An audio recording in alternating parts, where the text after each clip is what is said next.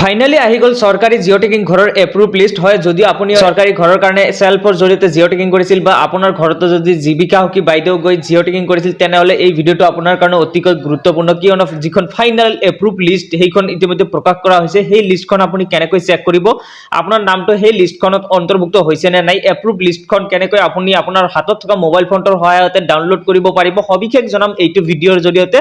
তাৰ আগতে সৰু এটা ৰিকুৱেষ্ট, যদি আমাৰ ইউটিউব চেনেললৈ প্ৰথমবাৰৰ কাৰণে ভিজিট কৰিছে, প্লিজ চেনেলটো সাবস্ক্ৰাইব কৰি বেল আইকনটো বজাই দিব আৰু ভিডিঅ'তে এটা লাইক কৰি দিব।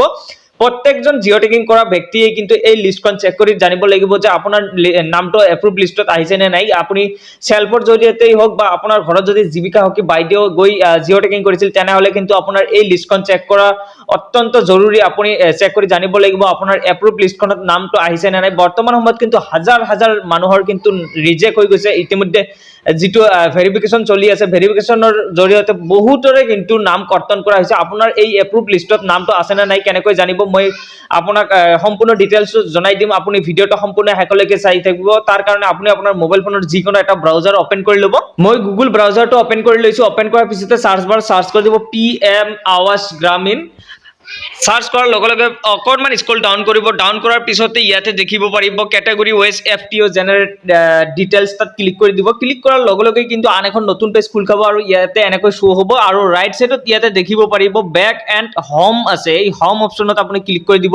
হোম অপচনত ক্লিক কৰাৰ লগে লগে আন এখন নতুন পেজ খোল খাব আৰু ইয়াতে দেখিব পাৰিছে ওপৰত ৰাইট সাইডত 3 ডট আছে, তাত ক্লিক কৰি আপুনি ডেস্কটপ সাইটটো অন কৰি দিব। ডেস্কটপ সাইটটো অন কৰাৰ লগে লগে আপোনাৰ মোবাইলটো কিন্তু কম্পিউটাৰ আকাৰত কাম কৰিব ধৰিব আৰু আপোনাৰ এই লিষ্টখন এপ্ৰুভ লিষ্টখন চোৱাত সুবিধা হ'ব। সো আপুনি এই ডেস্কটপ সাইটটো অন কৰি দিব। তাৰ পিছত ইয়াতে দেখিব পাৰিব আৱাসত, তাত ক্লিক কৰি দিব। আৱাসত ক্লিক কৰাৰ লগে লগে data entry report FTO tracking, আপুনি জাস্ট ৰিপৰ্টত ক্লিক কৰি দিব। ৰিপৰ্টত ক্লিক কৰাৰ লগে লগে কিন্তু আন এখন নতুন পেজ খোল খাব।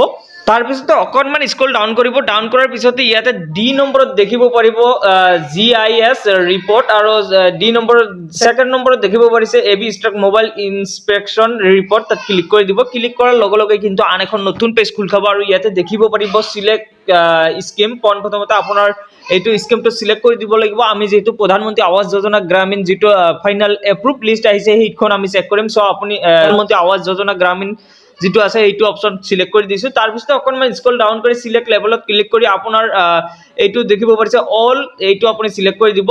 তাৰ পিছতে দেখিব পাৰিব সিলেক্ট ষ্টেট, আপোনাৰ যিটো ষ্টেট হয় সেইটো আপুনি ইয়াৰ পৰা সিলেক্ট কৰি দিব। সিলেক্ট কৰাৰ পিছতে অকণমান স্ক্ৰল ডাউন কৰিব। ডাউন কৰাৰ পিছতে সিলেক্টত আকৌ ক্লিক কৰি দিব। ক্লিক কৰাৰ পিছতে আপোনাৰ যিখন ডিস্ট্ৰিক্ট আছে সেইখন আপুনি ইয়াৰ পৰা সিলেক্ট কৰি দিব। আপোনাৰ যিটো ডিস্ট্ৰিক্ট হয় সেইটো আপুনি ইয়াৰ পৰা বিচাৰি উলিয়াই সিলেক্ট কৰি দিব। তাৰ পিছতে অকণমান স্ক্ৰল ডাউন কৰিব। ডাউন কৰাৰ পিছতে সিলেক্টত ক্লিক কৰি দিব। সিলেক্টত ক্লিক কৰাৰ লগে লগে আপোনাৰ যিখন ব্লকৰ নাম আছে সেইটো আপুনি ইয়াতে পাই যাব। এইটো আপোনাৰ ব্লকটো আপুনি সিলেক্ট কৰি দিব। তাৰ পিছতে অকণমান স্ক্ৰল ডাউন কৰিব। ডাউন কৰাৰ পিছতে ইয়াতে দেখিব পাৰিব আপোনাৰ যিখন গ্ৰাম পঞ্চায়ত আছে সেইখন আপুনি ইয়াৰ পৰা সিলেক্ট কৰি দিব। গ্ৰাম পঞ্চায়তটো সিলেক্ট কৰাৰ পিছতে ইয়াতে দেখিব পাৰিব 4 নম্বৰত দেখিব পাৰিব অল ৰেকৰ্ডছ, তাত ক্লিক কৰি দিব। তাৰ পিছতে অকণমান স্ক্ৰল ডাউন কৰি ইয়াতে দেখিব পাৰিব এটা ক্যাপচা কোড শো হ'ব, সেইটো আপুনি ইয়াতে ফিল কৰি দিব। আপোনাৰ মাইনাছ প্লাস যিটো আহে সেইটো আপুনি ইকুৱেল কৰি ইয়াতে ফিল কৰি দিব।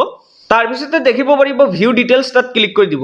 ভিউ ডিটেইলছত ক্লিক কৰাৰ লগে লগে কিন্তু ইয়াতে দেখিব পাৰিব ভেৰিফিকেশ্যন ষ্টেটাছ এপ্ৰুভ, যিখন ফাইনেল এপ্ৰুভ লিষ্ট ইতিমধ্যে প্ৰকাশ কৰা হৈছে সেইখন কিন্তু ইয়াতে শো হ'ব। আপোনাৰ ইয়াতে ৰেজিষ্ট্ৰেশ্যন নাম্বাৰটো দেখুৱাব, তাৰ পিছতে ভেৰিফিকেশ্যন ষ্টেটাছটো দেখুৱাব। এনেকৈ কিন্তু আপুনি অতি সহজতে আপোনাৰ মোবাইলৰ সহায়তে এনেকৈ চেক কৰিব পাৰিব আপোনাৰ যিখন ৰেজিষ্ট্ৰেশ্যন নাম্বাৰ আছে। আপুনি যেতিয়া এপ্লিকেশ্যনখন কমপ্লিট কৰিছিল, আপুনি যেতিয়া সেলফৰ জৰিয়তেই হওক বা আপোনাৰ ঘৰত যেতিয়া জীৱিকা সখী বাইদেউ গৈ কিনে জিঅ' টেকিং কৰিছিল চৰকাৰী ঘৰৰ কাৰণে, যদি আপুনি জিঅ' টেকিং কৰিছিল নিশ্চয় আপুনি এটা ৰেজিষ্ট্ৰেশ্যন নাম্বাৰ পাইছিলে। সেই ৰেজিষ্ট্ৰেশ্যন নাম্বাৰটো আপুনি ইয়াতে দেখিব পাৰিব। এইটো আপুনি এনেকৈ মিলাব আপোনাৰ ৰেজিষ্ট্ৰেশ্যন নাম্বাৰটোৰ লগত যদি মিল আছে আৰু যদি এপ্ৰুভড হৈ আছে লিষ্টখনত, ফাইনেল যিখন লিষ্ট ইতিমধ্যে প্ৰকাশ কৰা হৈছে এই লিষ্টখনত যদি আপোনাৰ নামটো এপ্ৰুভ হৈ আছে তেনেহ'লে কিন্তু আপুনি অতি সোনকালে এই চৰকাৰী ঘৰৰ টকা পাবলৈ গৈ আছে। সো এনেকৈ আপুনি চেক কৰি জানিব আপোনাৰ এপ্ৰুভ লিষ্টত নাম আহিছে নে নাই। যদি আপোনাৰ এপ্ৰুভ লিষ্টত নাম আহিছে তেনেহ'লে কমেন্ট বক্সত জনাব। মই আন এটা ভিডিঅ'ৰ বনাই দেখুৱাই দিম তেতিয়া আপুনি কি কি ডকুমেন্ট ৰেডি কৰি ৰাখিব লাগিব। সো আপোনাৰ যদি এপ্ৰুভ লিষ্টখন এই